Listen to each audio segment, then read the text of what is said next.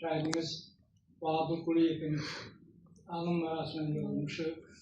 Bizim aramızda həm şəhid analar var, həm şəhidimizin bacısı var, düzdür, anası vəziyyəti biraz tam sağlam olmadığına görə bugün burada iştirak edəmir.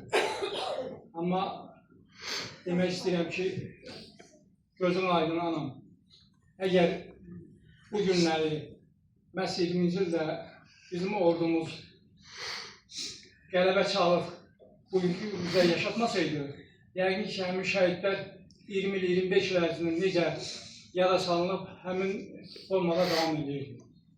Məhz 1920-ci ildə Azərbaycan ordusunun Ali Baş Komandanının əmri ilə 44 günlük müharibədə bizim döyüşçülərimiz, əskərlərimiz, zabitlərimiz Azərbaycan xalqının əsl simasını, Azərbaycan ordusunun əsl cəsarətini göstərdilər. Ona qədər bütün dünya bizə qarşı münasibəti hamınız bilirsiniz. Amma məhz 20-ci ildə və terror əməliyyatından sonra Azərbaycan xalqının, Azərbaycan ordusunun, Azərbaycan Ali Baş Komandanının hamı, bütün dünya məhz Azərbaycan xalqının, Azərbaycan ordusuna danışırdı.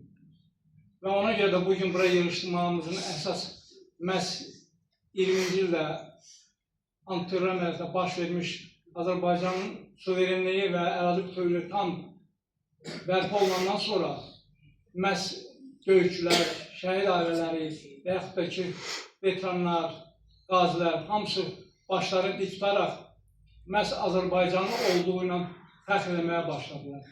Məhz bugün Bahadır Quliyevin anım mərasimində yığılmaqda həmin 20-ci ildə və 44 günlük müharibənin son günlərində baş vermiş Azərbaycan ərazi bütövlüyünün bərpa olunması münasibəti ilə yenidən bizim şəhidlərimiz, 1-ci Qarabağ müharibəsində şəhid olmuş şəhidlərimizin itkin düşmüşlər, qəbirlərimizə çıxdıq və onları yenidən yada salmağa başladıq.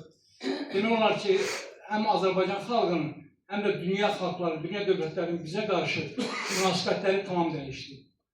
Ona görə də bir daha şəhidimizə Allahdan rəhmət diləyək və yaxınlarına başınızı dik tutun. Sizin övladınız anam, bacım, doğrudan da vətən uğrunda şəhid olub. Onlar həmişə bütün xalqımızın, bütün rayonumuzun qəlbində yaşayacaq. Nə qədər ki, Azərbaycan var, onlar da yaşayacaq. Çox sağ olun, minnətdarım. Yox, mənim getməyəm. Mən elə istəyirəm ki,